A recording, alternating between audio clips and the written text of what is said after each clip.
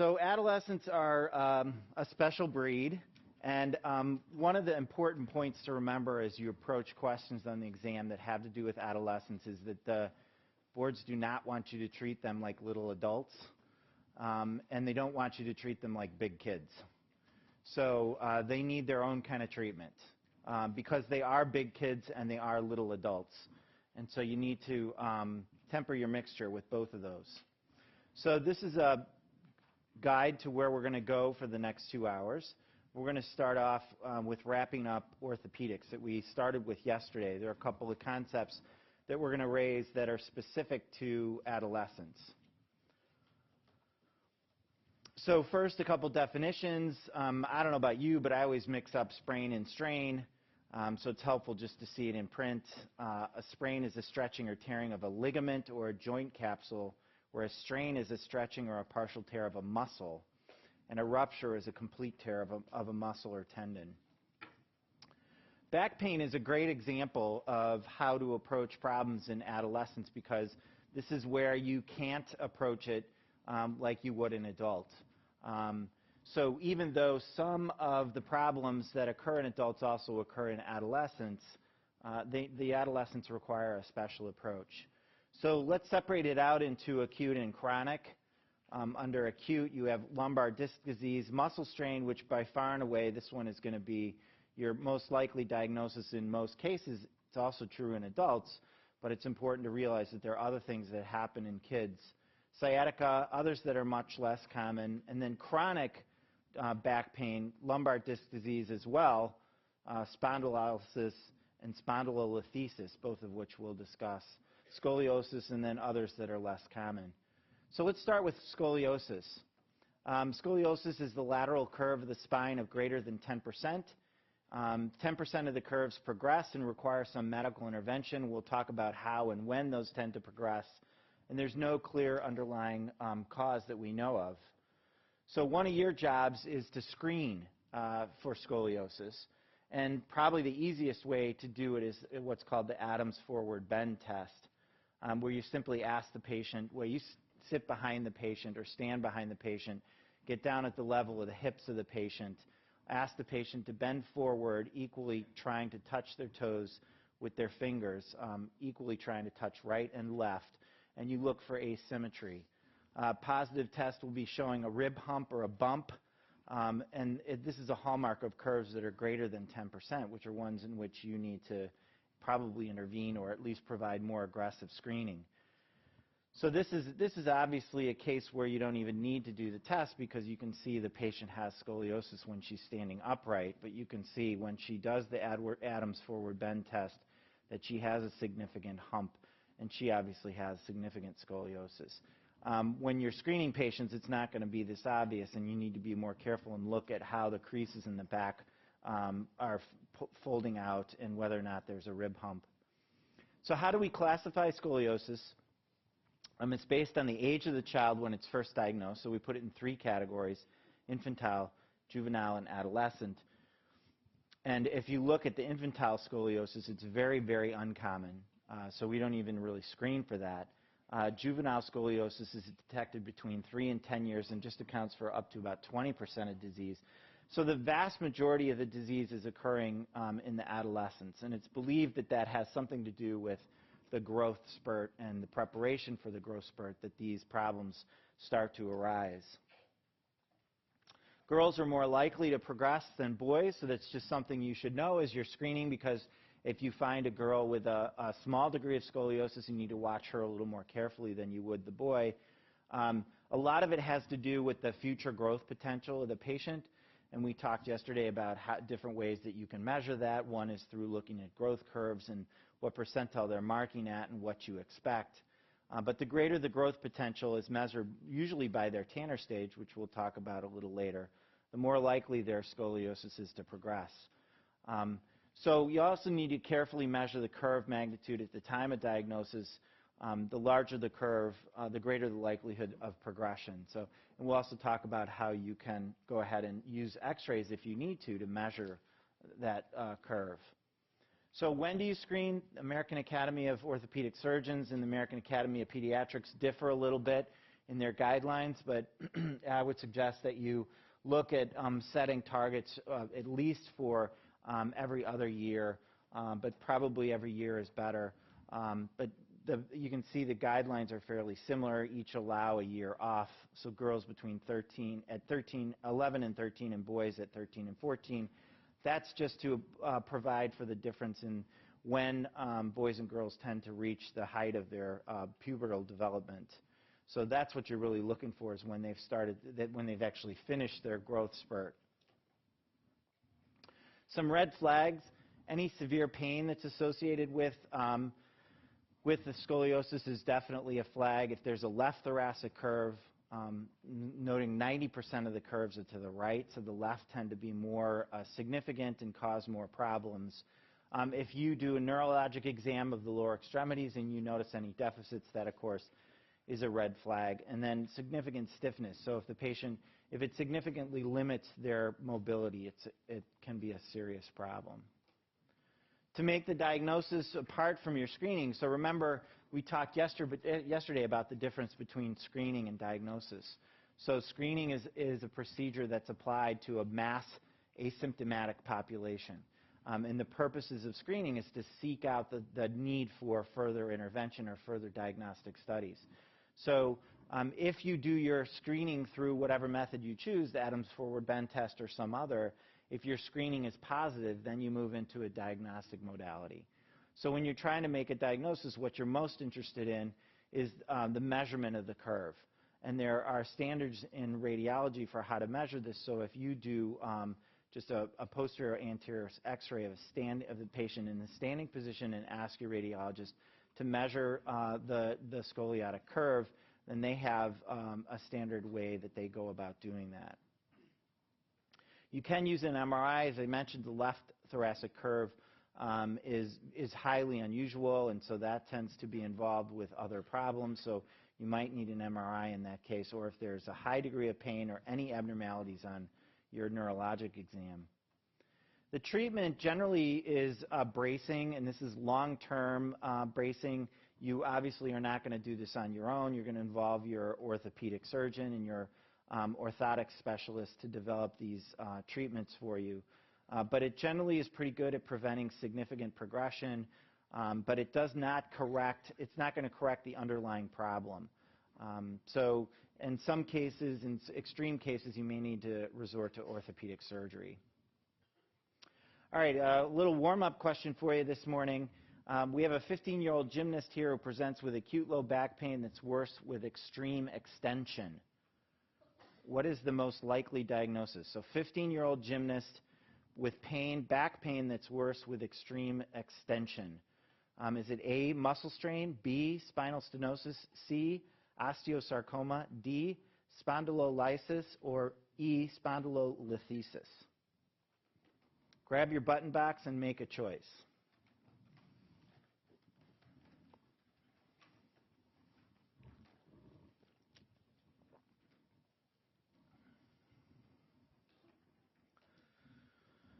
All right, so could it be a muscle strain? Certainly could be, but remember, I warned you against choosing the adult-like answer.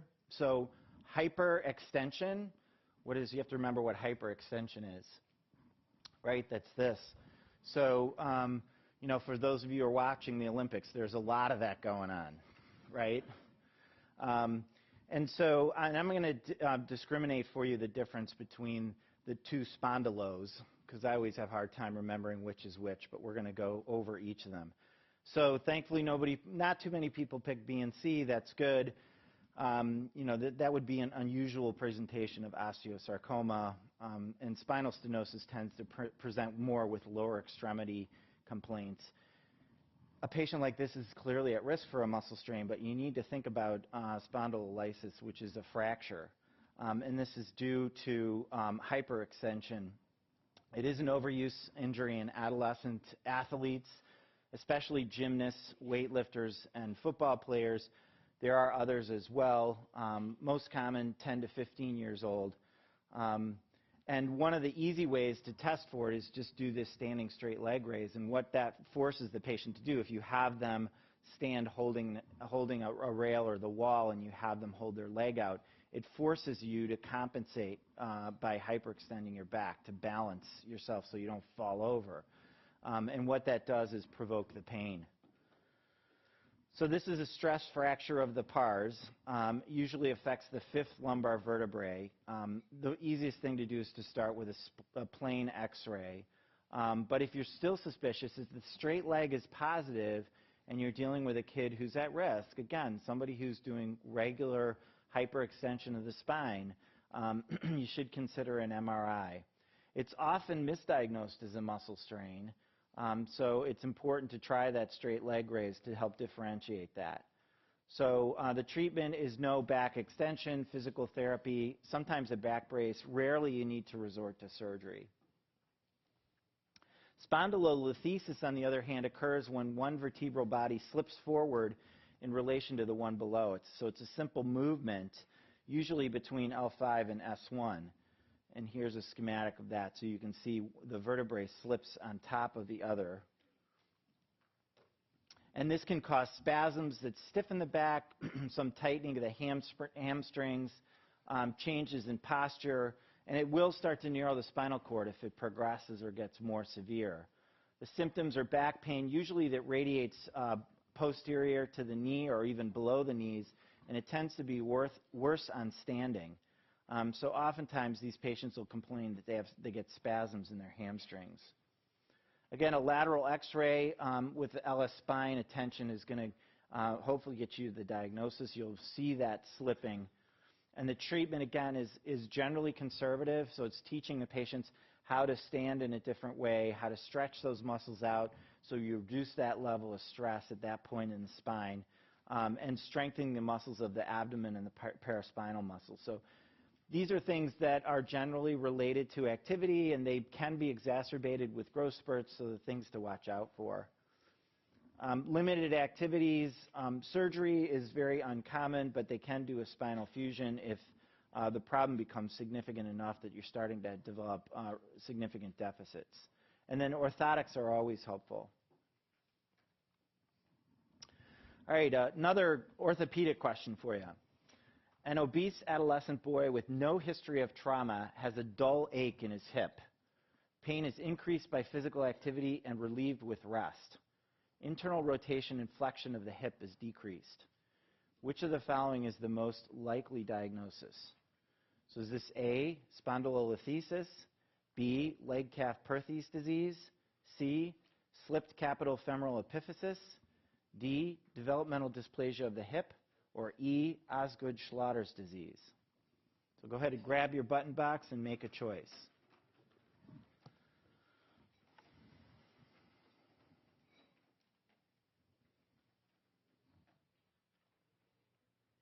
Okay, so this was a textbook example. I gave you all the clues, and you got them. So we're going to talk a little bit about SCFE.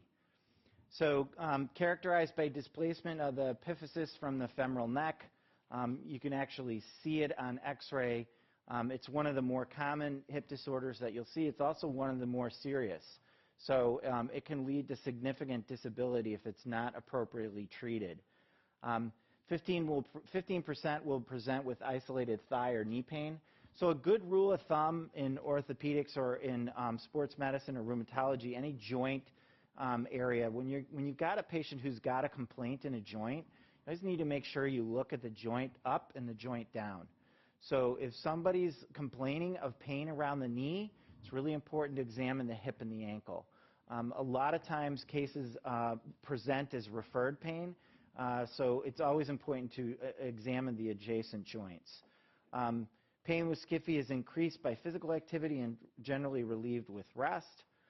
Mean age 12 years in girls, 13 and a half in boys. Again, probably speaks to that difference in development. Bilateral in about 20% of cases, and in unilateral disease, the contralateral hip then slips later in up to 60% of cases. So even the kid who you treat and get through this, you need to watch the other hip. Diagnosis with an AP lateral hip X-ray. You see posterior displacement to the femoral epiphysis, and it's described as the ice cream slipping off the cone. And I'll show you a little diagram of that. So you can see on the right-hand side there that here you can see the slip where it's starting to move downward. It looks like the ice cream here is falling off the cone. Treatment, this requires a referral to an orthopedic surgeon. As I mentioned, without appropriate treatment, this can lead to serious disability. Patients need to be admitted if their hip is at all unstable. They may need surgery right away. It depends on the degree of the hip slip. Bed rest may be needed for those who have bilateral SCFE, but again, the goal of treatment is to prevent further slippage. Osgood-Schlatters disease is also another common orthopedic problem. It's also an overuse syndrome. It's very common in athletes who use their quadriceps a lot. So you see a lot of soccer players, basketball players, football players, where there's a lot of jumping, squatting, and running, that kind of thing. So that places stress on the tibial tuberosity, and with repeated contraction of the quadriceps, you actually get a point of inflammation there. So it usually occurs in adolescents and pre-adolescents who've undergone a growth spurt. So again, notice a lot of these problems that we're going over right now are typical of adolescents who are going through their growth spurts. But this is a nice representation of where the issue is.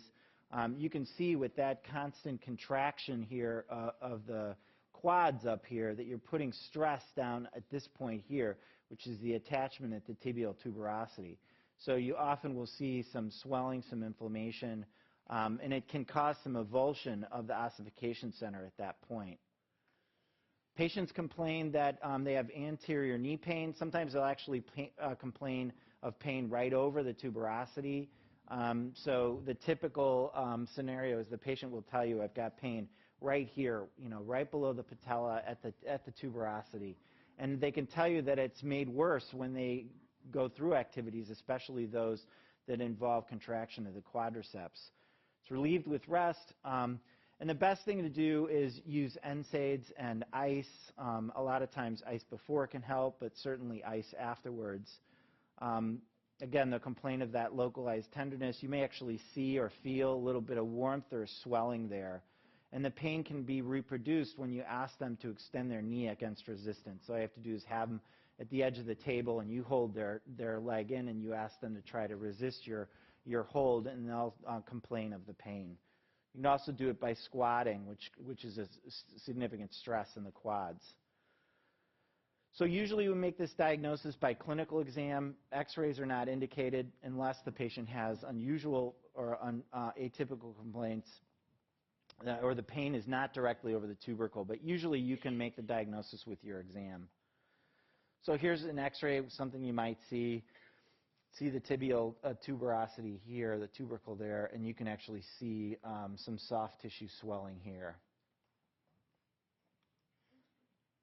So the treatment, as I mentioned, is pretty conservative. Rest, although most of these kids won't rest because they won't give up the sport they're involved in. So you have to teach them to ice before and after, especially, and they can use NSAIDs. Some stretching of the quads and hamstrings may help. But short of that, this is usually a problem that they outgrow. All right, now we're going to move on to the adolescent health visit. So again, the point here being that adolescents require special treatment, and that the health supervision should be different than it would be with a younger child or even with a young adult. So it's important for you to realize that generally adolescents avoid the doctor. And what does that mean for you? It means for you that on the exam, anytime the adolescent presents, regardless of the reason, you need to provide health supervision and counseling. And the reason is because you're not going to see them in the office. So you need to take opportunities when you do see them, when they present to the emergency room or they present to you for acute care, to make sure that their health maintenance is up to date and you're providing some health supervision. School-based health clinics have been quite successful because they see the kids where they're at. So that's one of the best ways to provide treatment, is to get them the treatment at the place where they live. So school-based clinics have been very popular for that reason. So things to think about that are especially important that the boards tend to focus on. A big one is advocacy. That is you as the pediatrician being an advocate for the patient. Health promotion, early intervention, especially in preventable diseases. A psychosocial assessment, which is especially important in adolescence. Personal safety. We'll talk a little bit about motor vehicles, about substance use, about handguns, that kind of thing. And certainly around a conflict resolution. That's a huge issue, is trying to help teach your adolescents an effective way to resolve conflict. So let's talk a little bit about autonomy. What degree of autonomy should you give an adolescent patient? And I think the simplest answer is you should give them the degree of autonomy that their development deserves. So it's not age dependent. I think it's important for you to try to get away from, oh, they can't make any decisions till they're 18, and then on their 18th birthday they can suddenly make all decisions. That's clearly not the way it should be handled. So what the boards are going to look for you to do, and the questions that they might ask, is to grant the patient autonomy that they've earned through their development. And that's not age dependent, that's patient dependent. So you need to make an assessment about how well the patient can make a decision. How do patients make a decision?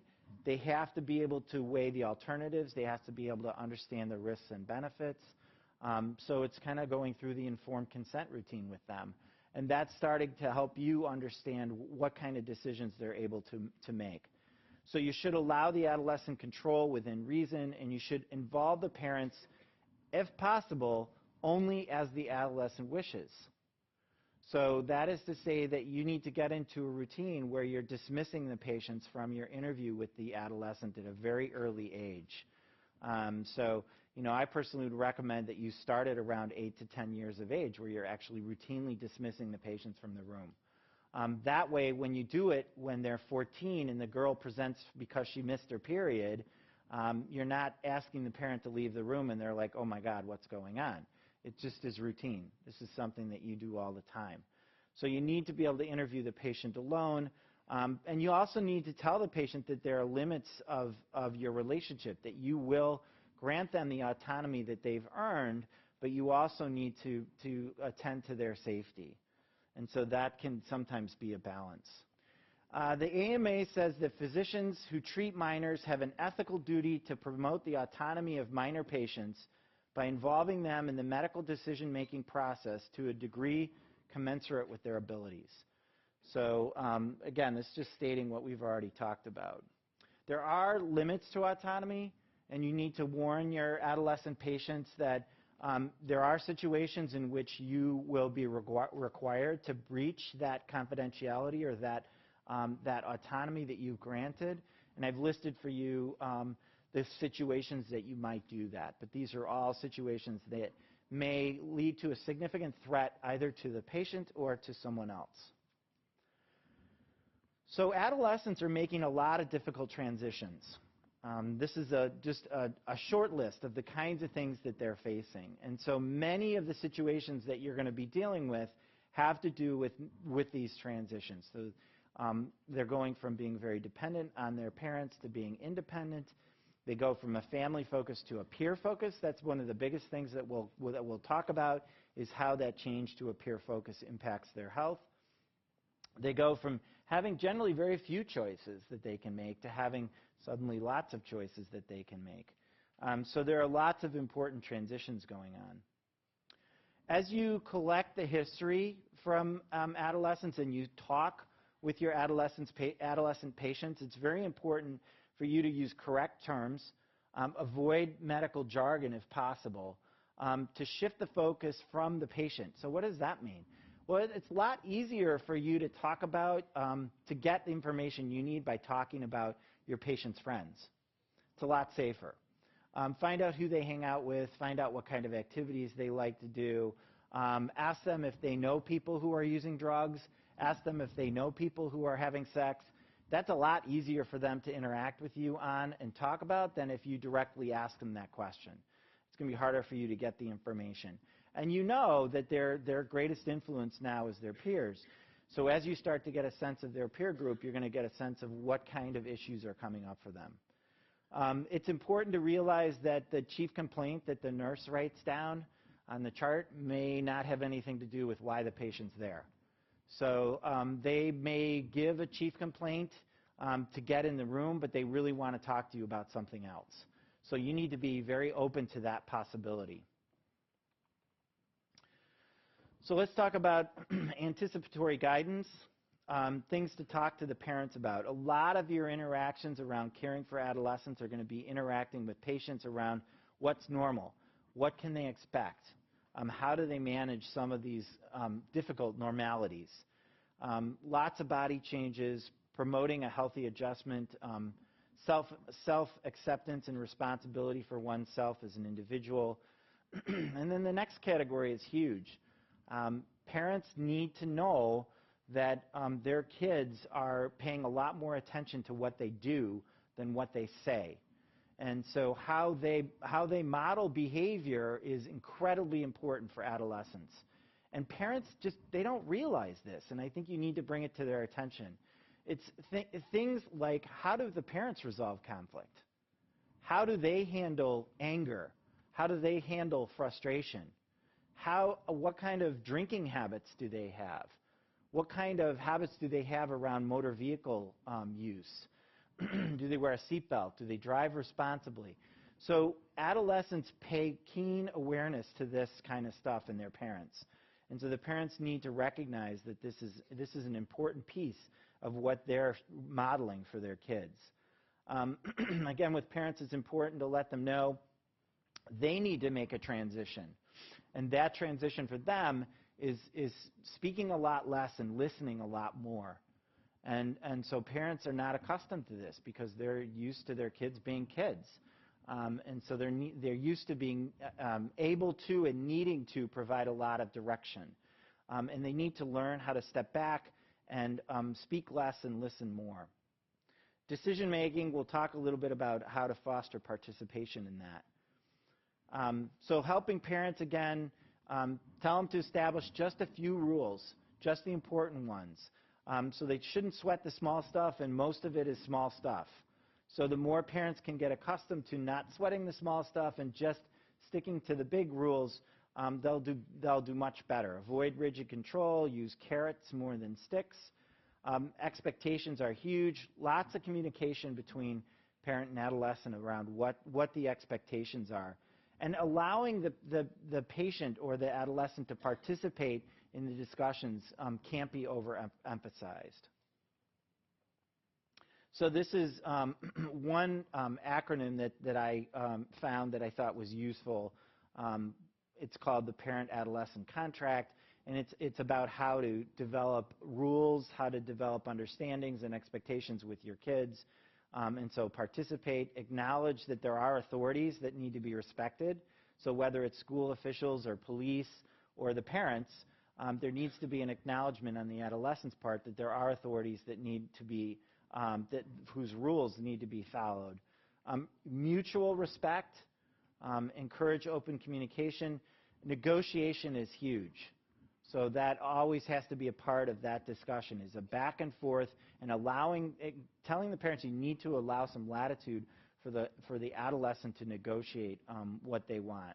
And then tolerate each other's differences, because you know that that you have differences. All right, another question about counseling. This one's about counseling adolescents. So as a physician counseling adolescent patients, which of the following best describes the most effective approach? Is it A, use abstract concepts so the patient can practice this type of thinking? B, be concrete using specific facts not open to interpretation? C, use visual aids sparingly? D, provide multiple handouts so the patient has something to take home to read later? Or E, repeat instructions several times? Which is the best choice in counseling your adolescents?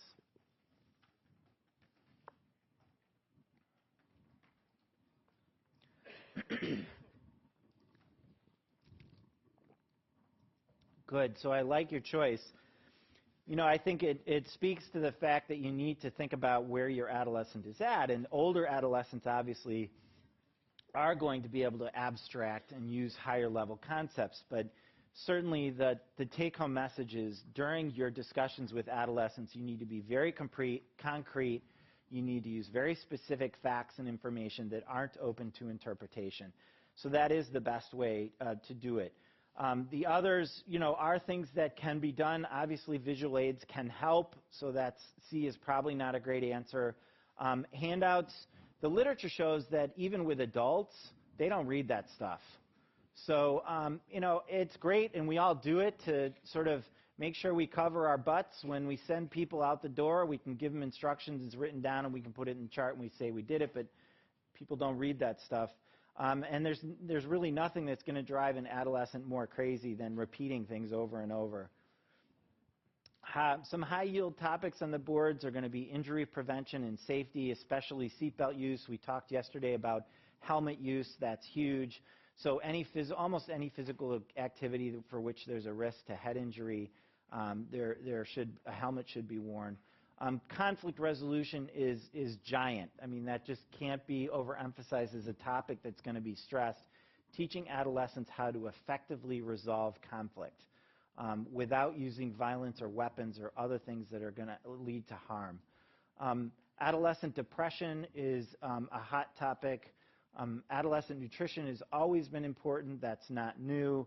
Substance abuse, same thing. Just need to think more and more about how many kids are using these substances and when they're getting exposed to it, and giving them tools to handle that exposure. Social relationships and sexual activity. And the one I didn't mention, steroid use or over-the-counter drug abuse, is becoming much more prevalent. And I was reading not long ago in some of the popular literature, there's this game that's become popular where the kids get together at a house where the parents aren't home.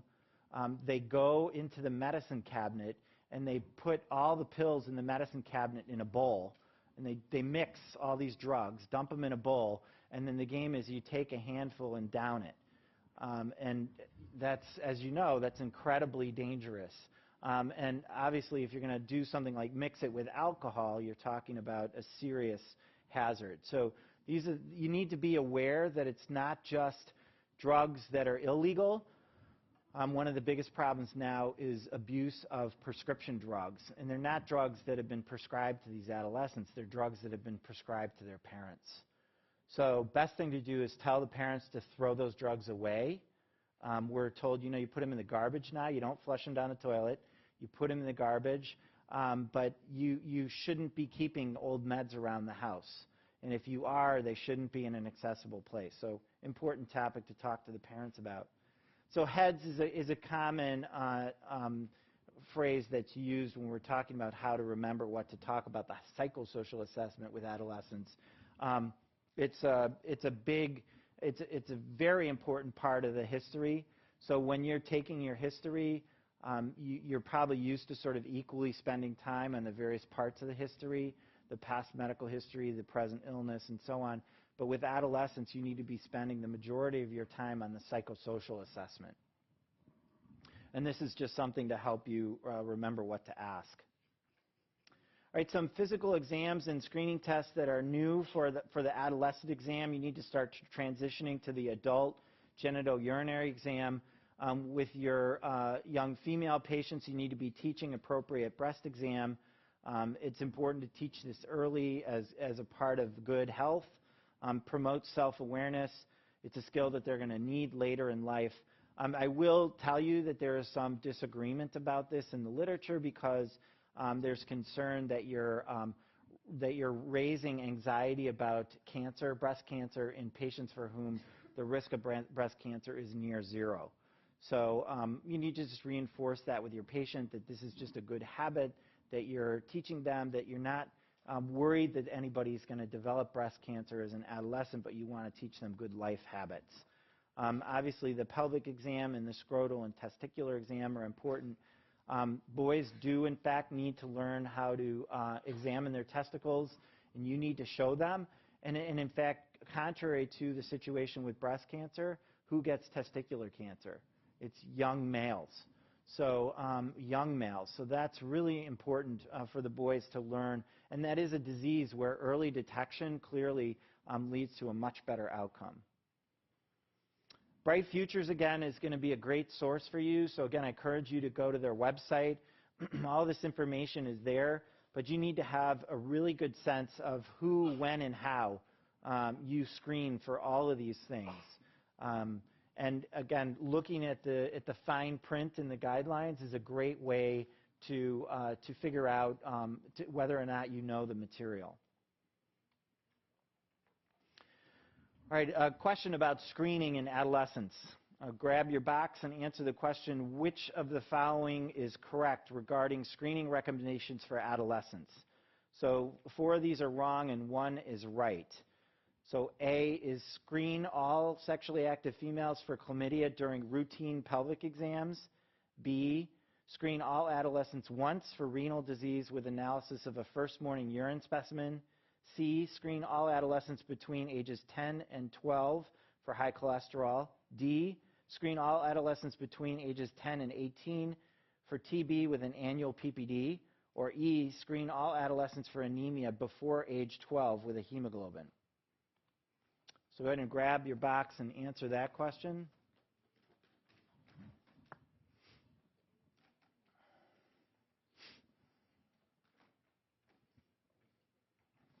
So, you know, as I went over this question yesterday, I realized that it could be confusing for a couple different reasons. So let's talk about that.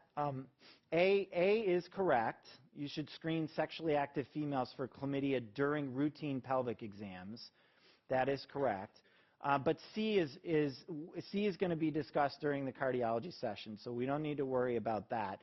But I'll tell you that C is more targeted screening, so it's not universal screening. For B, we talked yesterday about how we're not using urinalysis for routine screening at all anymore. D, screen all adolescents for TB. We don't do that except in high-risk populations. And then E, there's one interpretation to E. Well, you're asked to screen all kids, right, when they're younger, but you're not asked to screen adolescents specifically for anemia. Again, it's targeted screening for anemia specifically for menstruating females. So it's not all adolescents. It's as long as you understand the reasoning behind your answers, you'll be fine. So for TB, we only screen adolescents at risk, not the general population. So who's at risk? People who are incarcerated, people who are living in homeless shelters, and that kind of thing. You need to be aware of the risk factors for tuberculosis so that you can invoke screening when it should be. Anemia is screening just the menstruating females and others who might be at high risk. And cardiology is targeted screening, but cholesterol is targeted screening, and that will be discussed in the cardiology section. All right, so we're up to growth and development. First question, which are the first signs of puberty? Is it A, menarche for girls and first semen emission for boys? Is it B, clitoral enlargement for girls and penile enlargement for boys? C, breast buds for girls and testicular enlargement for boys? D, the appearance of pubic hair? Or E, the appearance of axillary hair? So which is the first sign of puberty? So grab your box and make a choice.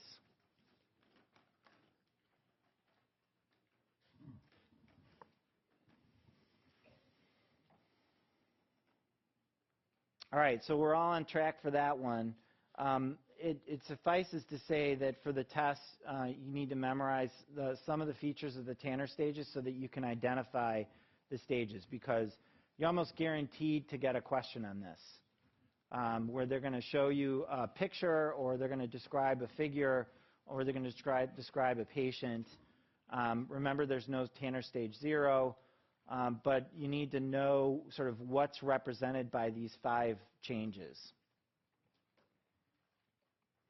So I've actually written out all the stages for you, and there's 5 for each, boys and girls, and we're not going to go through them, but what you need to do is in your mind make sure that you have a pretty good sense of how it's changing over those 5 stages. And the Tanner stages are probably the best way, the best mechanism to assess where a patient's at in their growth and development. So the boards are going to expect that you use Tanner staging to assess where a patient is in their growth and development. All right, the developmental stages of adolescence should shape how you interact with patients. And we've started to talk a little bit about this. We're going to talk some more about how it's going to shape how you interact with patients, how you provide counseling, how you structure their treatments, and how you set expectations. So normally in early adolescence, patients tend to be very concrete. Again, this is a situation where you want to use lots of facts that aren't open to different types of interpretation. You want to provide simple and very explicit instructions, and in your discussions, you should be accurate in your use of terms. Visual aids and verbal cues can help a lot. Always be open to questions about physical maturation. A lot of emphasis on who they're spending their time with, how they're spending that time, what kinds of activities they're engaged with, what their peer group is. They tend at this point to be very impulsive and have little appreciation for the consequences of their actions. So that's a pretty dangerous combination, right? Impulsivity without appreciation for consequences. Middle adolescence, puberty starting to draw to a close. They're starting to learn how to develop relationships with both genders. The peer group clearly dominates at this point, but they're starting to have a more of an ability to interact with the real world, but they still tend to be really impulsive. In late adolescent, this is where they start to become sort of idealistic. They're starting to shape their gender role and their identity and their feelings about their body image. That's starting to settle down a little bit. Now they're starting to gain, their individual relationships are starting to gain more importance, especially those with their best friends. So the peer group is still going to have an influence, but now they're moving into the sort of collegiate years where they're focused more on some individual relationships, and they're starting to develop a sense of shaping their life goals. So the rights of minors, we're going to talk a little bit about what rights minors have, and you need to be pretty familiar with this. So let's start out with a question. In most states, in all of the following situations except one, a minor is able to seek counseling from a physician without parental control. Counseling and assisting the patient with obtaining treatment for which of the following conditions typically requires parental control? Is it A, sexually transmitted infections, B, drug addiction, C, contraception in pregnancy, D, chronic disease, or E, mental health issues?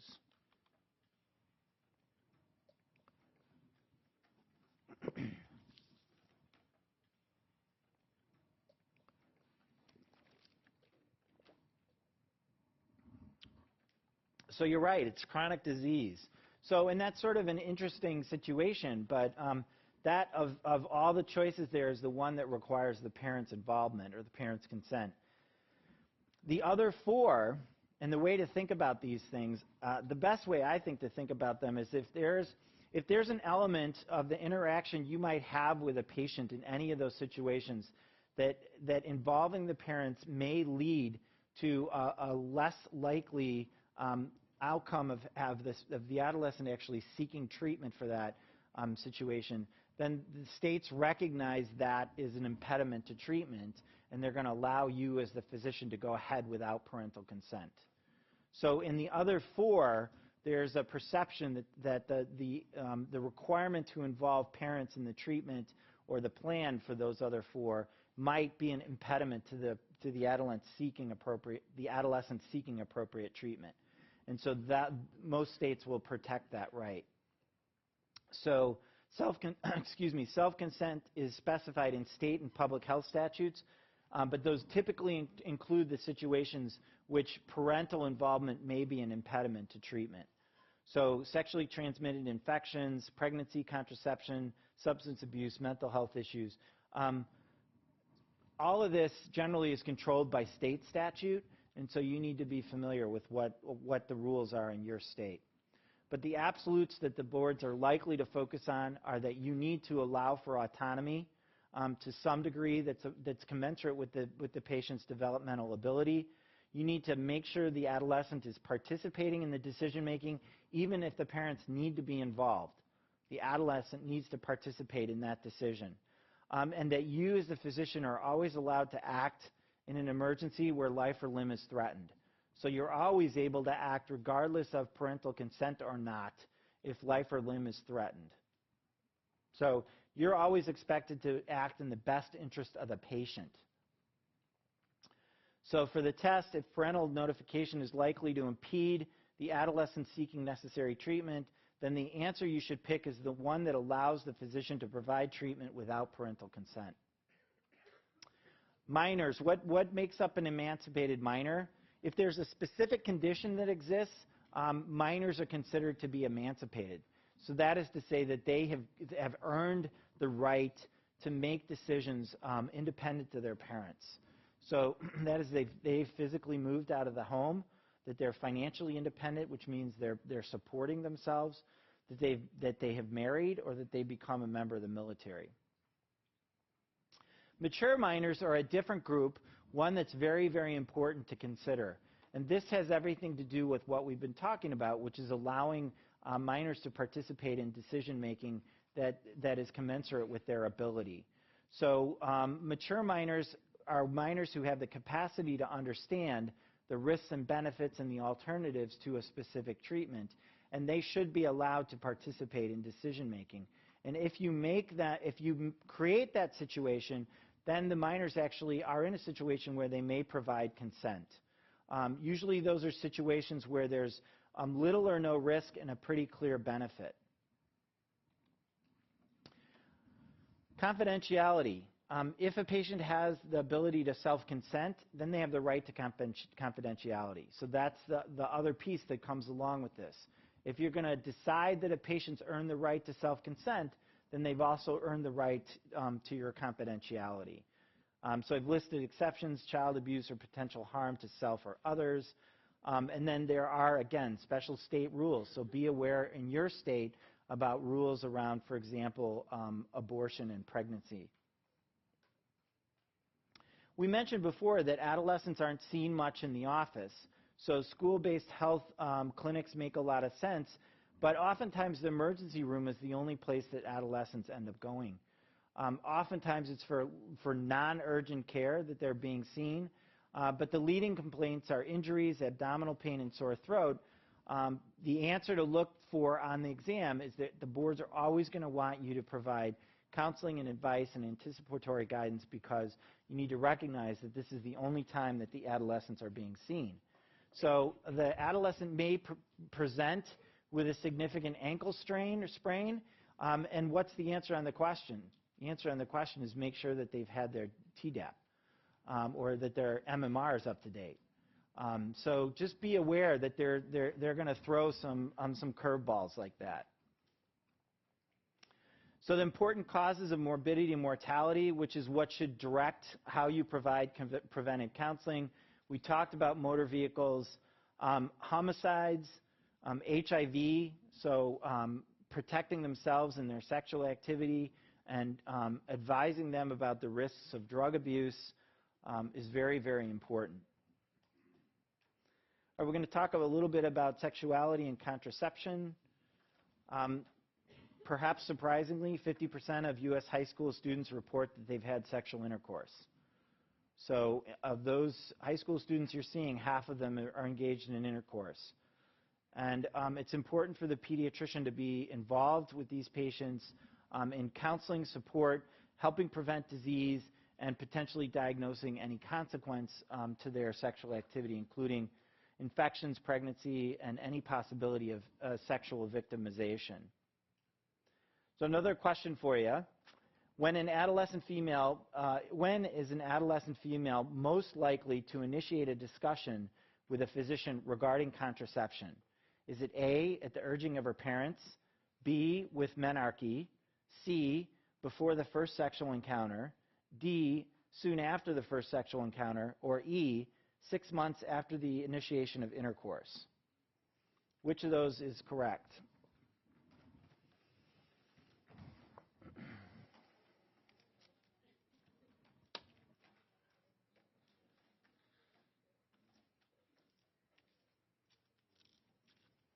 Okay, so we have a little split decision here, but the majority wins. In fact, it's most likely 6 months after the initiation of intercourse. So you can't wait for the patient to come to you, because by the time the patient comes to you to discuss this, it's too late. So the average lag between first sexual intercourse and discussion with a physician is 6 months. So you need to start your counseling at age 10. Just needs to be routine. And discussions frequently occur during a visit for a missed period. That's obviously way too late. So I've indicated for you a chart here that shows you the methods of contraception and how well they work in theory, which is if practiced perfectly, and in practice. So it shows you some pretty big differences. So, for example, a good one is oral contraception. In theory, it's close to 100% effective, but in practice, it's only about 90% effective. And the reason is because the patients forget to take their pill. So you can see that there are a variety of methods that are available to patients. Patients need to be informed of their choices, and you need to help them pick an appropriate choice. Always recommend condoms in every situation, regardless of whether other birth control is used or not. It helps reduce the transmission of sexually transmitted infections. Emergency contraception. So some of the topics, again, sort of like yesterday on the social topics, we're going to be talking about things that are politically controversial. And so it's important for you to understand what the position of the American Academy of Pediatrics is on some of these issues so that you can represent those on the exam. Emergency contraception is one. Emergency contraception actually is very effective at preventing pregnancy. So what is emergency contraception? It's where you're taking basically high-dose hormones after intercourse to prevent the pregnancy from being successful. It's also called the morning after pill. It's available in several different formulations, but there is some discussion about even whether it should be available over the counter. And currently, the AAP supports improved availability of emergency contraception, access over the counter, and the AAP opposes any limitations to that access. So there were some states I read about where pharmacists were getting together and deciding they weren't going to allow these prescriptions and so on. Basically, it's important for you to realize that the AAP wants wider access to this, and they believe that adolescents who make a decision to use it should be able to get it. The literature does not support the concern that's often expressed that widespread emergency contraception use encourages unprotected intercourse. It's simply not true. And that this form of preventing a pregnancy is actually pretty effective. So the earlier it is applied, the better, the more effective it is. And so a situation might be on a question where you're receiving a call in the evening from a patient who tells you that she just engaged in intercourse, in unprotected intercourse, and she wants to know what to do. And so this is an option for her. The side effects are related to the fact that basically you're asking the patient to take a large dose of hormones. So any of the side effects that are typical along with that kind of administration of that kind of medication, nausea, vomiting. All of the patients, of course, are going to have menstrual irregularities, but other things can be fatigue, breast tenderness, headache, abdominal pain, and dizziness. There are some significant contraindications, and these are all the same contraindications as would apply to a patient who's considering hormonal contraception. So you need to think about this list before you prescribe any sort of hormonal contraception.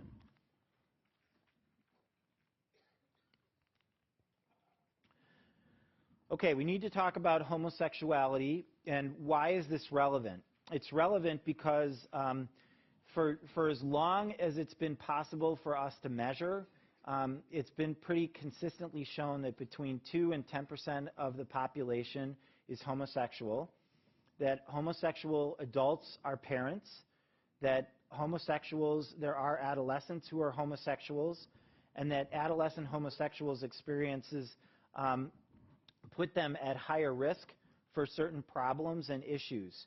And so you need to be aware of those. What's been shown is that there are millions of children in the United States who have one or more parent who's homosexual.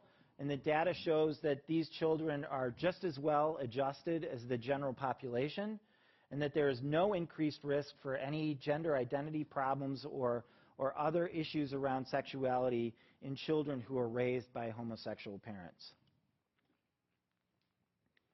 Adolescents who are homosexual are at higher risk for being homeless. They're at higher risk for physical attacks. They're at higher risk for suicidal thoughts and eating disorders. So you need to be aware so that you can provide the kind of support that these patients need because they are at higher risk for these problems. So you should counsel homosexual adolescent patients in the same way you do all adolescents. You should help them accept who they are, help them develop healthy relationships with other people of both genders. You should foster their individual responsibility for their relationships, their actions, and their future. All right, we're going to talk a little bit about the media. And the media, as you know, is prevalent, and kids are exposed early and earlier to sexual activity, to violence, and the AAP believes strongly that pediatricians and parents and families need to take responsibility for this. There is a link between media violence and aggressive behavior. It's been shown through a variety of different studies that people who are exposed to media violence are more likely to exhibit that violence. So it clearly has an impact.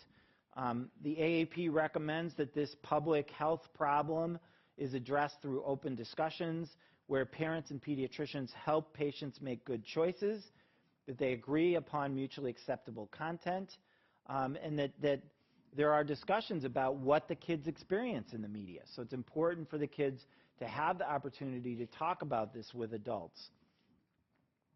Sexual interest in adolescence is normal, and a lot of times you need to help parents recognize that. And the AAP never dictates norms.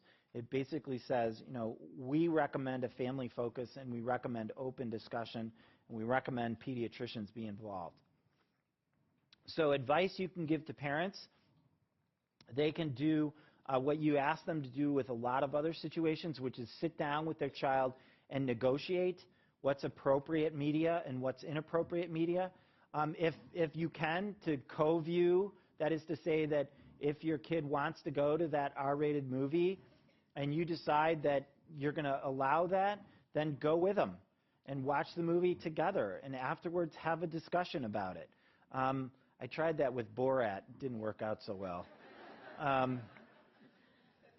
You should discuss content that they're being exposed to and what their concerns are about it.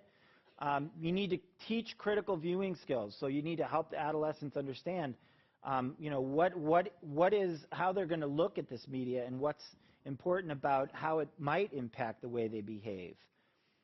Parents should limit time, emphasize alternative activities. So we want to push kids away from the couch and out onto the soccer field. Keep the bedrooms media free. That's a simple rule that the parents can establish. No computers, no TVs in the bedroom. And avoid the use of media as a babysitter. So recommendations from the AAP, this is a public health risk. That you should question parents as a part of your routine history. You know, where is media in the home? How is it used? How are the kids using the media? General recommendation, no exposure for kids under the age of 2. Advise parents to model appropriate media use of them, you know, their own use of television and computers. Suggest that parents not purchase media that they judge to be harmful, and promote healthy alternatives. Okay, firearms. Firearm-related injuries are also a significant public health problem. So the most effective measure is to take guns out of homes. Now, for some parents, that's not going to be an option, and if it's not, then as we discussed yesterday, Best thing is to make sure that the gun and the ammunition are locked up and they're separate, away from a place where a child might get access to them. All right, substance abuse. Smoking and drinking problems. Mean initiation of alcohol and tobacco use is 12 years old. Boys are more likely to drink. Girls are more likely to smoke. But there are other drugs out there too. 50% of adolescents report marijuana use. Mean age of use at first use is 14 years. And 10% of adolescents report cocaine use. So here are some of the signs of drug abuse that you might find in patients. But as you look at this list, the problem is some of this might be associated with normal adolescent development. So you have to sort of tease out what the pattern is. One of the most important things is to look for a change in interest group.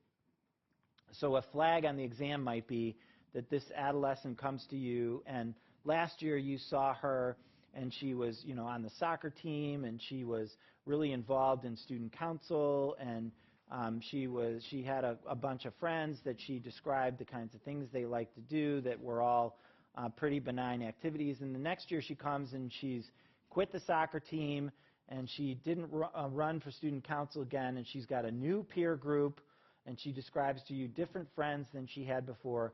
That's a serious red flag for drug abuse. But these other things obviously are things that should pique your interest as well. So you should think about the fact that you can't provide any sort of testing without the patient's consent. And again, this needs to be a discussion between you and the adolescent that may or may not involve the parent, depending upon the adolescent's view of things. But your focus should be on identifying the problem and identifying it as a problem, getting the patient into a situation where they can early on create a situation where they stop using the drug, and it's not punitive. So you've probably heard of the CAGE questions. These are 4 simple questions you can ask that have been shown with patients, largely with adult patients, but I think it's effective with adolescents as well. Any single positive answer to any of these 4 questions is a positive screen. Now again, remembering the difference between screening and diagnosis, these are used just to screen whether or not you need to be more aggressive in your seeking information for a diagnosis of an alcohol problem. So if you ever felt the need to cut down on the amount of drinking you do, if you have felt annoyed by criticism of your drinking, if you had guilty feelings about your drinking, and if you ever taken a morning eye-opener, that's taking a drink to chase off a hangover. There's another one called CRAFT, which is a way of screening for substance abuse in adolescents. I think this is particularly helpful. It opens up the discussion on a lot of different elements that you should be thinking about. Riding in a car with somebody under the influence, using drugs and alcohol to relax or to address feelings of anxiety or something else where patients may be using these substances to self-treat. Do you use them alone? When you're by yourself, are you using alcohol or drugs? Do you forget things while you're using them? Do you go through that's kind of a blackout where you don't remember things?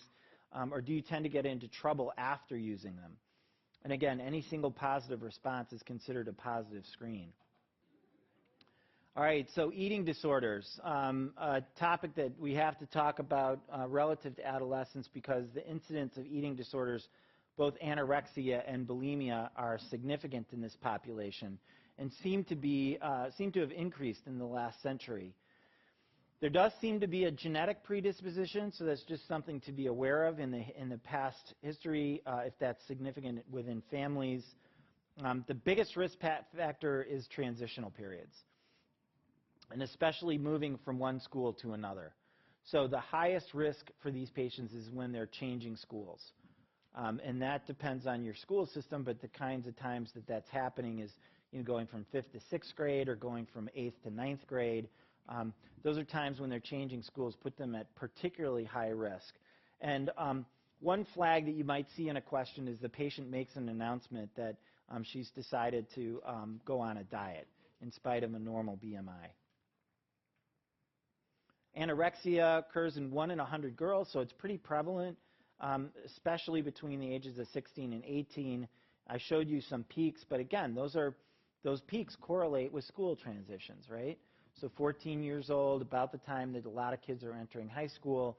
18 years old, about the time a lot of kids are entering college. Girls outnumber boys 10 to 1. They tend to be overachievers, perfectionists. There's a lot of psychiatric comorbidities that you need to be aware of. On the exam, you want to look for the typical description of those who are very weight conscious. So gymnasts, ballerinas, ballet dancers, wrestlers, others for whom weight is a big issue. So what happens to the body? What happens to the body is it goes into a mode where it's trying to preserve calories and is trying to slow the metabolism to address the fact that there are significant caloric limitations. So patients tend to present with bradycardia, hypokalemia, that's often from their vomiting, hypochloremia from the metabolic alkalosis, and they tend to abuse laxatives and diuretics and self-induced vomiting. So you might be presented with a description of the patient that has these kinds of parameters and asked what the diagnosis is. So make sure you think about eating disorders. The key to treatment is early intervention. In severe anorexia, you may require hospitalization. Patients can get into situations where there's significant morbidity and mortality associated with the anorexia. Bulimia is actually more common than anorexia, and patients may have both, either simultaneously or alternating. Patients with bulimia tend to be either of normal weight or may even be slightly overweight. So the really thin person is not the flag as it is in anorexia. So this might be a patient of normal weight. And you need to think about how they might present with fatigue, bloating, irregular menses, or a sore throat from their recurrent vomiting. On the test, you can look for some physical signs. Some physical signs are swelling of the parotid gland from the vomiting. They actually can get calluses on the backs of their knuckles from putting their fingers in the back of their throat. You can see loss of tooth enamel from the acid in the vomitus. So there are some physical signs to look for as well. Other clues for recurrent vomiting and self-induced vomiting is aspiration pneumonia. Syrup of ipecac abuse can lead to hypokalemia and an increased or irregular heart rate. And then we talked about the alkalosis, and you can actually see amylase levels go up from the vomiting as well. Okay, obesity. So there are 3 ways to define obesity in adolescents. Weight greater than 120% of the median weight for height. Excess triceps skin fold. So there aren't too many people do that, but that's the fold of skin under your triceps. And then the body mass index. The guidelines have been fairly recently revised, and we talked about these yesterday, but it's based mostly on BMI. You're being asked to assess diet and physical activity for every well-child visit. So that should be part of your routine. And we're being asked to focus on getting some sort of treatment in place for those above the 85th percentile. And what does that treatment involve? Well, as you know, obese kids tend to come from families that don't have good habits. And so that has to be part of your treatment, is getting the entire family involved. So the social system is incredibly important. Very few of us in modern society eat when we're hungry. Most of us eat as a part of habit. It's time to eat. We eat when we're sad. We eat when we're happy. We eat as a reward. So eating is not to fulfill hunger anymore. And so a lot of what your treatment needs to focus on is eating as a behavior. Increasing caloric expenditure and decreasing caloric intake, Those are simple principles, and simple things can be done to get patients started. So having them walk for some exercise, having them try to avoid high caloric food, reducing saturated fats, trans fats, and cholesterol is all important. Many of you have probably heard of the so-called metabolic syndrome or syndrome X. This is the syndrome in which that involves obesity, dyslipidemia, and hyperinsulinemia. And you get the insulin levels so high that you get this insulin resistance, and it becomes a vicious cycle, right? Because insulin is pro-metabolic, and so if you develop insulin resistance, you're producing more insulin. Because of that resistance, you need to produce more insulin to get the effect, and insulin is very pro-metabolic, so it's going to make losing weight even more difficult. There are significant consequences: type 2 diabetes, high blood pressure, a prothrombotic state, a pro-inflammatory state, such as elevated C-reactive protein. These have all been measured in the metabolic syndrome. All right, another question for you on screening guidelines. This is the U.S. Preventive Task Force. So the U.S. Preventive Task Force now recommends which of the following? A, all children between the ages of 5 and 8 years of age be screened for attention deficit disorder. B, all children between the ages of 8 and 12 be screened for major depressive disorder. C, all adolescents between the ages of 12 and 18 be screened for major depressive disorder. Or D, all adolescents between the ages of 12 and 18 be screened for anxiety disorder. Which of those is a U.S. Preventive Task Force guideline?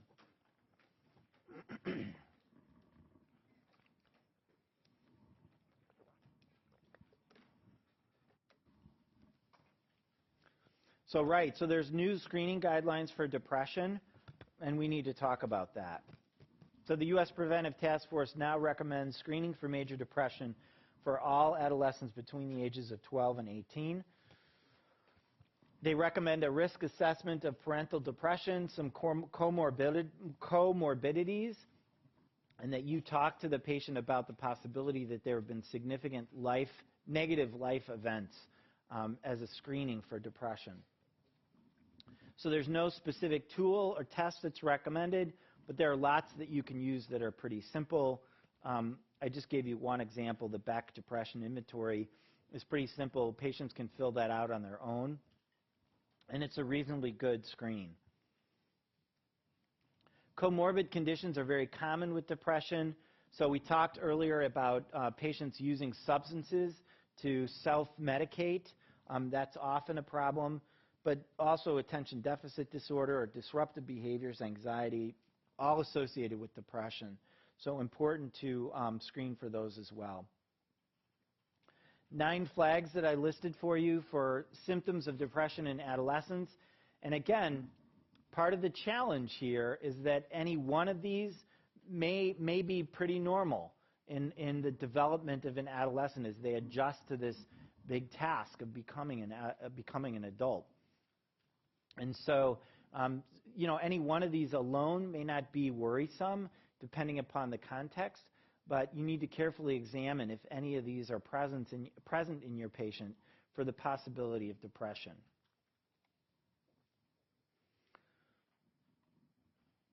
All right, there are also medical conditions that can mimic depression: hypothyroidism, some nutritional deficiencies, chronic infections like mononucleosis and HIV, both of which unfortunately are relatively common in the adolescent population, chronic systemic illnesses such as lupus or others, and then we talked about substance abuse. So that certainly a substance abuse problem can present as depression. Treatment, just like many of the other things that we've talked about where problems are related to social situations or multidimensional, it's very important for your treatment approach to be multidimensional as well. So you need to look at getting others involved. You need the help of social workers, psychologists, teachers, counselors at school, and so on. Medications can be very effective. The SSRIs are very good. However, they take some time to really take effect, and you may need up to 6 months to really understand how the medication is impacting the patient. Tricyclic antidepressants are not used quite as much. They have some significant side effects and complications that you need to be aware of, so the SSRIs seem to be used a lot more.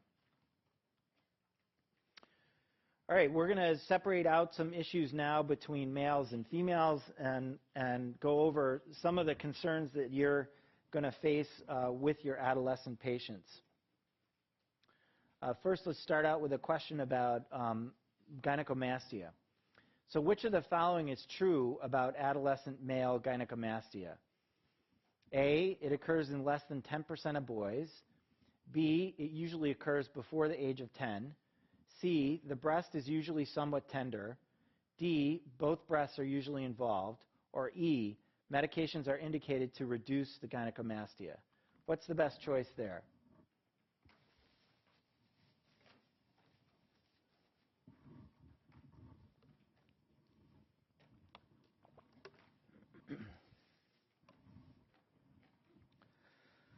Okay, so the most popular decision about this was C, that the breast is usually somewhat tender, and that's true.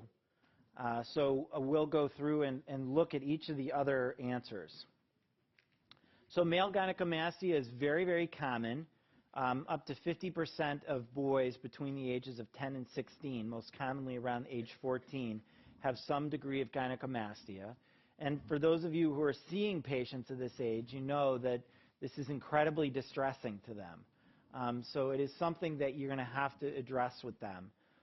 It's believed to be caused by a decreased ratio of the androgen to estrogen and a change in the sensitivity of the breast tissue receptors.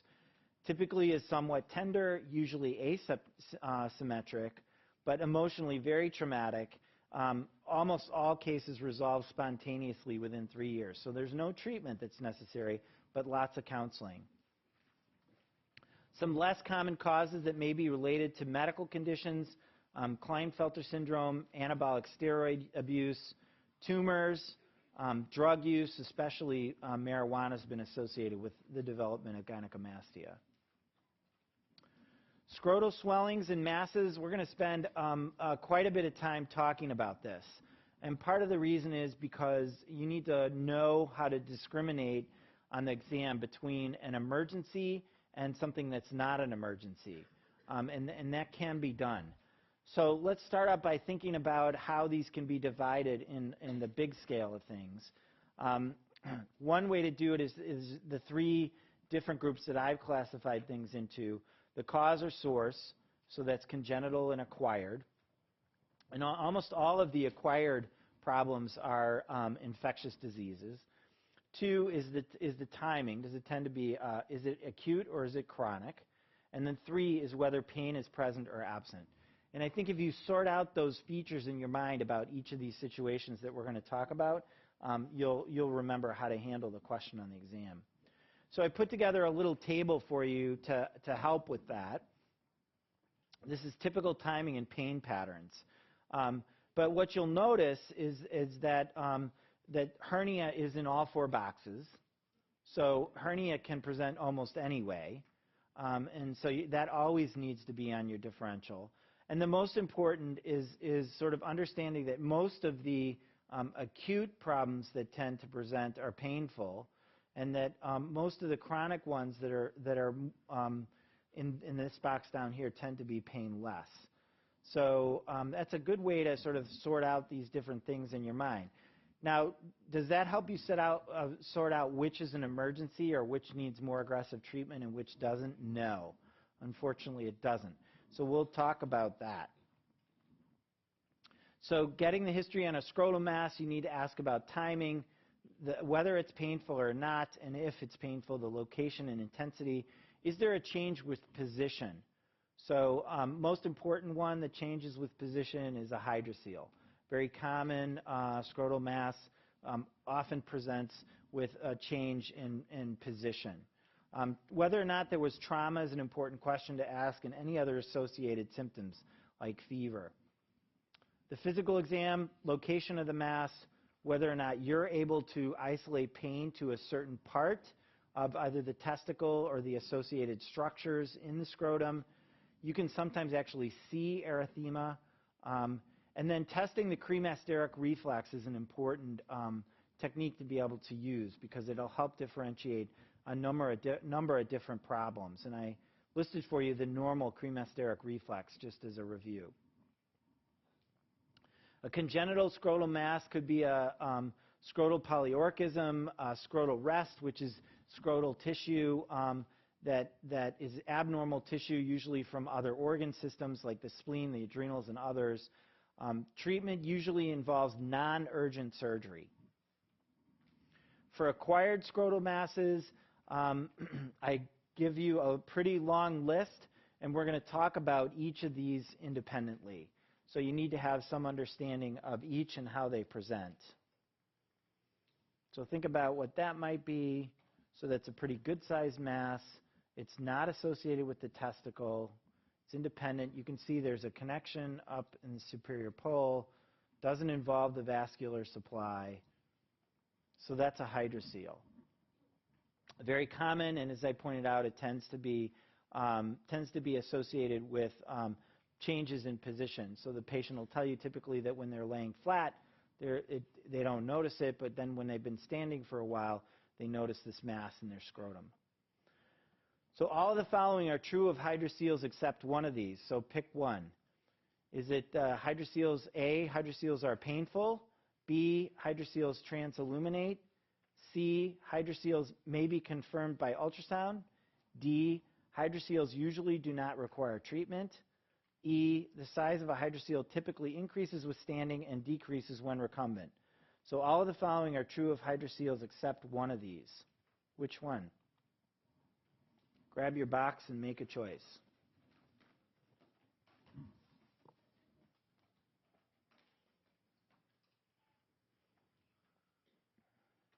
Excellent. So you were listening for the last few minutes. That's good to hear. Good to see. So hydroceles generally are not painful. So the patient will tell you, this doesn't really bother me, except I get a little concerned that after I've been standing for a while, I have this big mass in my scrotum. Asymptomatic, painless, decreased with recumbency, and they do transilluminate, but that's not particularly specific. Okay, what are we dealing with here? It's an abnormal dilatation and torsion of veins, sometimes described as a bag of worms. It's a varicocele. It's idiopathic. Nobody knows what causes it. On the physical exam, the question tends to highlight that it feels like a bag of worms, increases with Valsalva. So if you ask the patient to Valsalva, you might notice it more. And then you may have to engage in surgery if it's affecting the development of the testicle. All right, this is a very common question that you'll be presented with on boards, and it's going to ask you to make a decision about how to manage a patient that has a testicular or scrotal problem. So late one night, a 16-year-old boy arrives in the emergency department complaining of 45 minutes of severe right testicular pain. He feels nauseous. He has no history of trauma. His cremasteric reflex is absent. The most appropriate action is, so this is what they call a double jump question, right? So you need to make the diagnosis first, and then you need to pick the right treatment. So the most appropriate action is A, prescribe a 10-day course of antibiotics and analgesics after sending a urethral and urine cultures. B, call the ultrasound technician in from home for a Doppler ultrasound. C, recommend scrotal elevation, application of an ice pack, and rest. Or D, arrange emergency urologic surgery. So pick one of those treatment courses.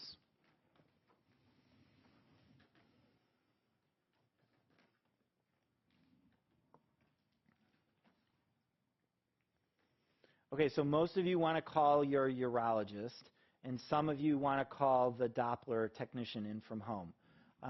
The good news is you're both right.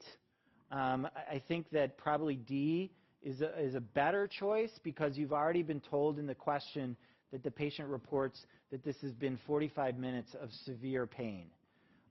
So you're approaching the limits of the viability of the testicle at this point. And so if your ultrasound tech can be in 5 minutes, It will help you with a definitive diagnosis. But if there's any question about whether or not the ultrasound tech can get in and get the test done within a very quick period of time, choice D is right, because you need to just proceed right to the possibility of surgery. So the question with acute scrotal pain is always going to be surgery or not. And the answer is not always surgery. So there are situations in which inflammation in the testicle can lead to acute scrotal pain, and that can be treated medically and shouldn't be treated surgically. So your task in sorting out how to handle the question has to do with whether or not you're going to go to surgery or not.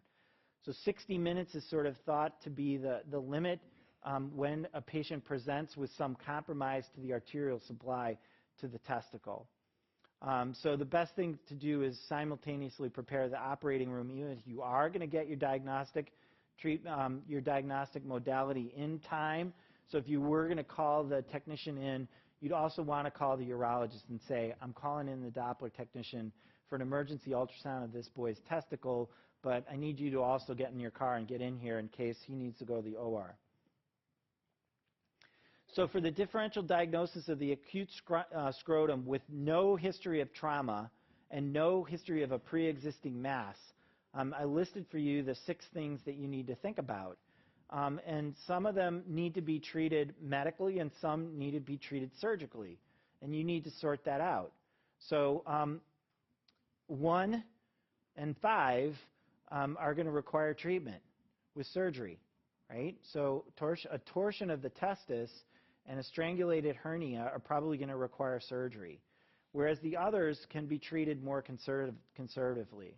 So we'll talk about the torsion of the appendix, but certainly epididymitis, orchitis, and a hydrocele all can more likely be managed conservatively without surgery. So one thing that can help you is the location of the pain. Acute epididymitis, you can actually feel a tender epididymis, so that's the area on the superior outer edge of the testicle. The patient may actually help you isolate the pain to that site, and that is almost always infectious disease. Torsion, the testicle itself is going to be tender, and that's your surgical emergency. And then torsion of the appendix of the testis, you're usually going to have some tenderness about the superior pole of the testis, but not the testicle itself. And so here's a schematic representing torsion, and you can see the concern obviously here is with the compromise of the arterial blood supply to the testis. Here's the epididymis, and so in epididymitis, that's where you're going to have the tenderness. So the patient's history that's typical in torsion of the testicle is severe pain that was very sudden. You may have some swelling of the testicle. The pain generally in the testicle is so severe that the patient complains of nausea and vomiting, and you can't or don't elicit any history of trauma. In the physical exam with torsion, you have a swollen, tender testicle. Sometimes the testicle is pulled up. It's not in the relaxed position down. And most importantly, and you should always check this, the cremasteric reflex. And so it's not specific, but it's 100% sensitive. So what's the prognosis? It's related to the fact of how long the time lag is to the compromise of the blood supply and the degree of twisting of the cord. But this is a surgical emergency. So diagnosing by imaging, the radionucleotide scan or the Doppler ultrasound with showing decreased blood flow, both of those are appropriate diagnostic testing. But again, you're answering the question is going to hinge upon how quickly that can be done. A trained urologist can do manual detorsion, but you really don't want to entertain that possibility without being ready to undergo surgery. And surgery, they detorse, untwist, and they do orchopexy, which is where they tack the testicle down so it can't twist again. So some differences between the torsion of the cord and the appendix of the testicular appendage. This table shows you that the two are treated differently, but the important thing to note is that one is a surgical emergency and the other is not. So one compromises the blood supply and the other does not. So with torsion of the appendix testis, what you're more likely to see is pain at the upper pole of the testis. You might see a pea-sized swelling at the upper pole, sometimes referred to as a blue dot sign. You can actually see that on physical exam. The best way to make this diagnosis is through Doppler ultrasound, and this can be treated with analgesics using things like NSAIDs, usually spontaneously resolves in about 10 days. We talked a little bit earlier about tumors in the testicle, but this is a significant problem in young men. This is when testicular cancer arises, and so it's important to make the diagnosis early because that has an important impact on the success of treatment. So survival overall is about 70% with testicular cancer. It's 95% if you catch it in its earliest stages. So early detection is very important. We talked a little bit earlier about epididymitis. It's an infectious disease in adolescents. And I've listed for you some of the most common etiologies here. But they're all sexually transmitted. The presentation of epididymitis often presents like a UTI. So it's something you need to think about, but in your exam it's going to be very different. You should be able to pretty easily elicit tenderness about the epididymis. So the workup, again, is you're working up a sexually transmitted disease. So urine analysis, gram stain and culture, a swab of the urethra, any discharge or a urethral swab, especially for GC and chlamydia, usually gets you the diagnosis. Orchitis. Orchitis is a swelling of the testicle itself, and the patient usually presents with a tender testicle and some fever. And the workup is basically the same as epididymitis, although this is not always a sexually transmitted disease. So mumps is something we don't see much anymore because of the immunization, but it used to present as a complication of mumps with sometimes the development of orchitis. All right, so we're going to talk about some female issues. Breast asymmetry, just like the gynecomastia in the boys, the breast asymmetry in the girls is a very common concern. It can persist into adulthood in about 25% of patients. No intervention necessary, but just like the boys, lots of counseling, lots of reassurance that this is a normal phenomenon. Okay, we're going to talk a little bit about breast masses, and we're going to start with a question. So the following are all true of adolescent breast masses except one of these. A, almost all lumps greater than 99% are benign. B, discovery of a lump can cause undue anxiety. C, lumps commonly cycle. D, most lumps resolve without intervention. Or E, fibrocystic change in this age group is uncommon. All of these are true except one. Which one is untrue?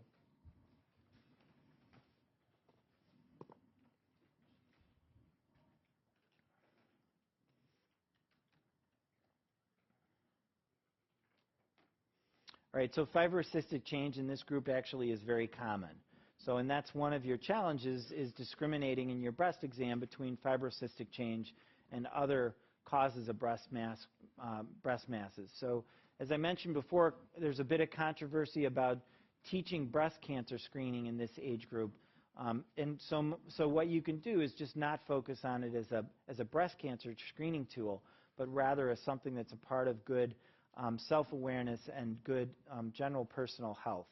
So there's lots of other value to teaching the exam, but you do want to strike a balance between provoking undue anxiety and teaching good health. So the management, the likely diagnosis in a breast mass in an adolescent is a common cyst, which can be you can wait for any management over at least one cycle.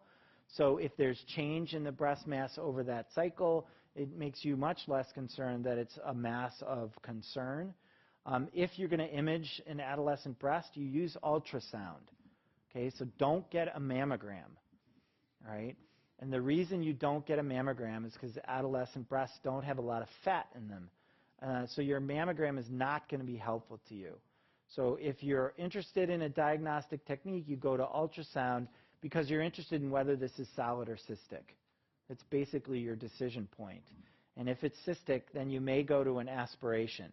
And if you go to an aspiration, all you're interested in is the cell type in the aspiration and whether it's bloody or clear. And so those are the things that are going to help you most in making diagnosis of breast masses in adolescents. So there are breast masses that don't regress or don't change with cycles. Those tend to be fibroadenomas. They're described as painless and rubbery, smaller in size, and they don't have any malignant potential. So when do you refer a breast mass? Persistence of a mass or enlargement over 3 cycles, or if you aspirate the mass and it's bloody. Cancer is extremely rare, and adolescent breast masses are very common. So you have to balance that. That isn't to say that breast cancer doesn't occur in adolescents. It does. About 1% of breast cancers do occur in women less than 25 years old. These tend to present as a hard, fixed mass, sometimes overlying skin changes, and a family history is really, really important for you to collect, especially now that we're able to run the breast cancer genes. But recognize that in only about 6% of those with breast cancer, there's a breast cancer-associated gene. So it's still very low. It puts you, if you have the gene, it puts you at extremely high risk. But most patients who have breast cancer don't have the gene. Mastitis. It's an infection in the breast. It's localized. It's more common in newborns. You've all seen it in the newborn nurseries every so often. And then that's thought to be exposure of the baby to maternal hormones. It can occur in lactating women. It's occasionally seen in a non-pregnant adolescent, but that should raise your suspicion for cancer as well as infection. So the treatment I've listed for you is usually pretty straightforward. All right, we're going to talk about some menstrual issues. And the first thing we need to do is look at all the actors. And here's the list of the actors in this complicated play. And here's the play. And what you see here is a lot of positive and negative feedback, a lot of cycles, a lot of interconnectedness. But it suffices to say that it's a very complicated system. For me, like as a visual learner, these kind of schematics are really, really helpful to me.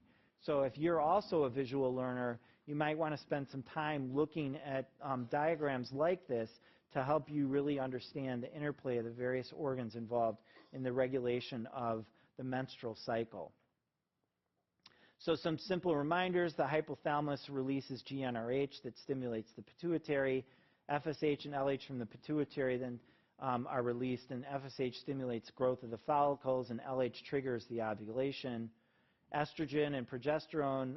Estrogen peaks twice during the phases. One is the follicular growth phase, and the other is the luteal phase. And then progesterone, which is absent prior to ovulation, is critical in the luteal phase and also during pregnancy. The corpus luteum is that that develops after the follicle is burst, and the corpus luteum remains in the ovary and secretes estradiol and progesterone. And again, for those of you who are visual learners, this is a nice way to look at the cycle because everything is lined up. So what you have to remember is that ovulation, by convention, ovulation occurs in the middle of the cycle, and it shows you that menstruation starts the cycle. That's just convention. You can see here that there's a nice peak in body temperature, although it's not a big change because the scale here is just 1 degree. You can see the progression of the follicles maturing in the ovary, and then the development of the corpus luteum. And you can also see the changes in the uterine lining here in the various phases. So in the middle here is probably the most important to try to understand sort of how the various hormones play roles here. But you can see some nice peaks here in FSH and LH. You can see that progesterone has very little role or no role prior to ovulation, then a significant role after ovulation. So amenorrhea is best categorized as primary and secondary. Primary amenorrhea is the absence of menses by a certain period of time. And then secondary amenorrhea is the loss of menses after the patient has established a more regular cycle. So separating those out is helpful because the causes tend to be different. So for amenorrhea, for primary amenorrhea, the woman has never established a regular menstrual cycle. I've listed for you the many different possibilities to consider. But there are, as you can see, many of them are genetic syndromes, so you might need to engage in some genetic testing. There are others that might have to do with receptor problems or adrenal problems, so these are all important things to consider in primary amenorrhea. For secondary amenorrhea, this is where the patient has established a regular cycle and then stops having regular cycles. You need to think about things that might have changed. And so some of those things that might have changed are the level of exercise that the patient engages in, the amount of stress, anorexia. You know, one of the hallmarks of anorexia is the loss of menses, right? So that may even be the first presentation to you. Is an adolescent girl presents to you having lost her menses, and you make the diagnosis of anorexia. So it's part of what the body does when there's this tremendous loss of body fat. But exercising lots, so marathon runners and women who engage in lots of exercise can have secondary amenorrhea. Other things to think about, polycystic ovarian syndrome, we're going to talk a little bit more about. Thyroid dysfunction. Remember that thyroid dysfunction can cause just about any problem. So whenever you're presented with a problem, thyroid dysfunction needs to be on your list. The types of causes, we can talk about central causes, ovarian failure, and then anatomic causes. Central causes tend to be related to GnRH release from the hypothalamus. But I've listed for you possibilities like nutritional deficiencies and anorexia, stress. Some drugs will do it. There are other causes as well, like panhypopit or tumors. Infiltrative diseases are pretty uncommon, but it always falls on the differential diagnosis. And then pituitary infarction. Prolactinomas are actually relatively common, and they tend to cause amenorrhea. They can also cause, prolactinomas can also cause galactorrhea. And here's an MRI that shows you a prolactinoma. And then the ovarian failure as a cause of amenorrhea is another possibility to consider. And that can be just from a premature failure, infection, hemorrhage, or you can get actually an autoimmune oophoritis, which is an inflammatory situation in the ovary. Polycystic ovary syndrome is pretty common as well.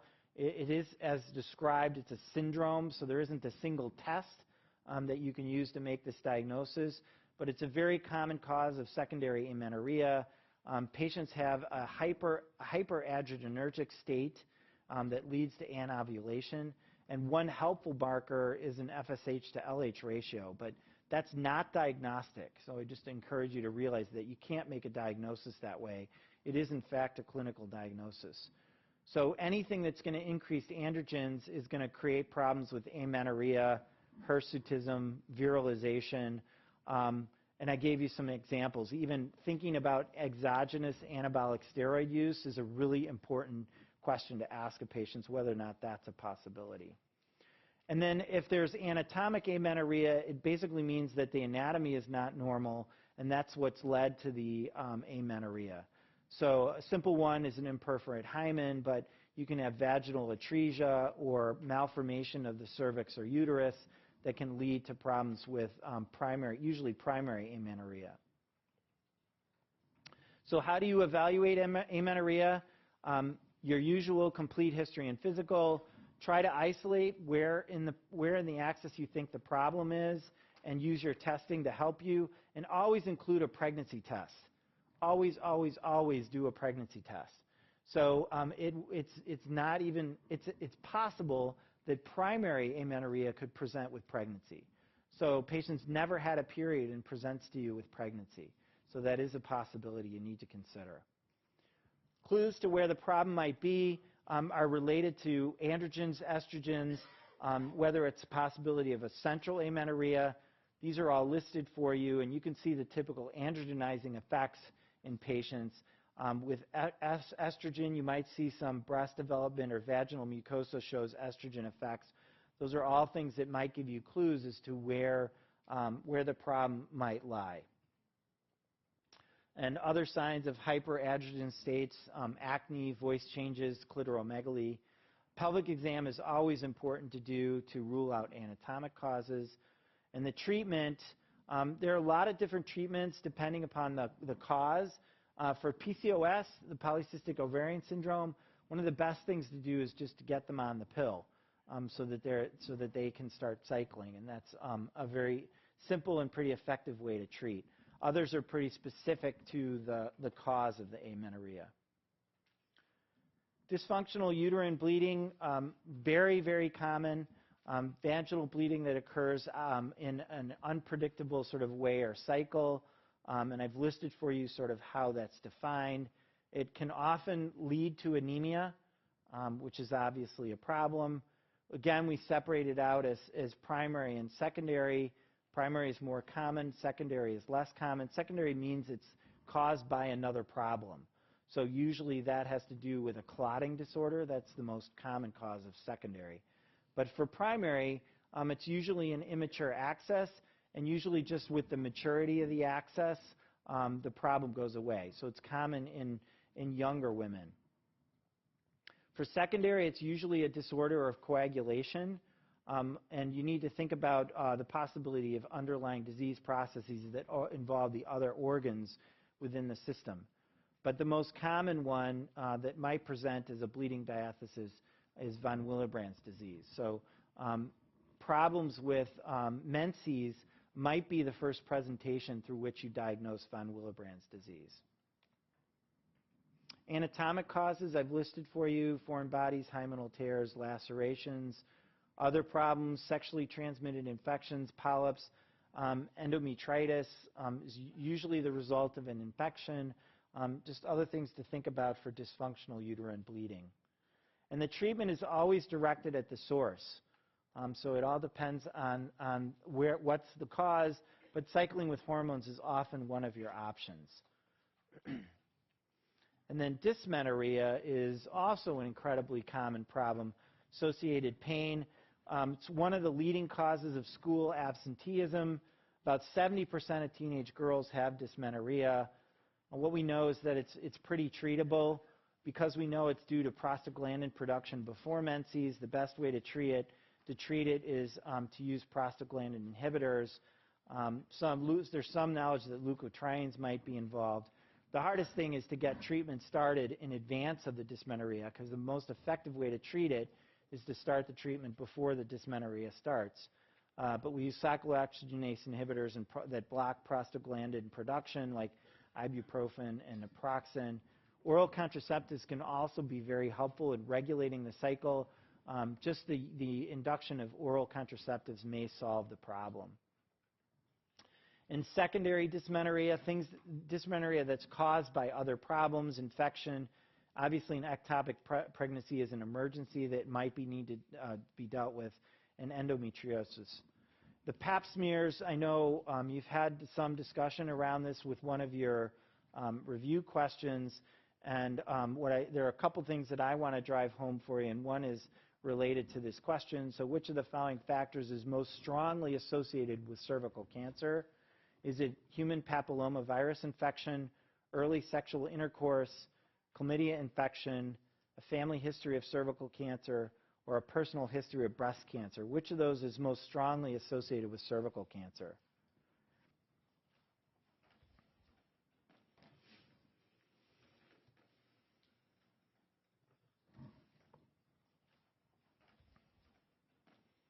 Great. So the HPV, what we now understand is that cervical cancer is really a sexually transmitted infection. And so testing for HPV is an important part of your management. So it's the most common sexually transmitted infection in the U.S., and the vaccine's now available. It's now recommended for both boys and girls. And this, I'm going to actually point out to you, is the older version of the guideline. So as Tommy pointed out to you, there's a newer version, so some of the recommendations have changed. It suffices to say the bottom line is that we're probably doing more pap smears in young girls than we need to or should be. And so it's important for you to just be aware of the newest guidelines. High-risk patients, who's high risk for a pap smear abnormality? Anybody who's already had a pap smear abnormality, anybody who's HIV infected, whole different set of screening guidelines for people who are HIV infected. And if you've been exposed to DES in utero, that's less likely these days because hasn't been used since the 1960s. And just remember, it's not a screening test for sexually transmitted infections. Shouldn't be done during menses. A mucopurulent discharge is not a contraindication to going ahead with your PAP. You can go ahead and collect samples for culture as you routinely would, and it should be done as a part of routine prenatal care as well. If on the exam you're faced with an abnormal pap smear, test for HPV and then refer for colposcopy, because that's the best way to make a definitive diagnosis. So in summary, with sexual history and sexual health screening, focus on the history, be specific about sexual practices that patients might be engaged in. Always emphasize condom use. Make sure that you counsel about allowing patients to protect themselves for sexually transmitted diseases. Talk about HPV and chlamydia in females, well, boys as well, because the boys are the carriers of the chlamydia and often the HPV as well, so that should be included in your discussion with boys. So for chlamydia, asymptomatic, it's recommended that you check a routine probe during all your regular pelvic exams. And although males may have leukocytes in their urine as a result of chlamydia infection, that hasn't become a recommendation yet. So this is a wrap-up case, and since I'm about 10 minutes behind and I want to be sure you get a break before your next speaker, I'm going to let you use this as a review for yourself. But basically what I did is I put together a case that combines many of the topics that we've been talking about. And at the end of the case, there's a question for you. But basically, just so you know in advance, the answer to the question is to go ahead and facilitate conversation between the adolescent and her parents. That's always the best approach. And you can use this case as a review for yourself.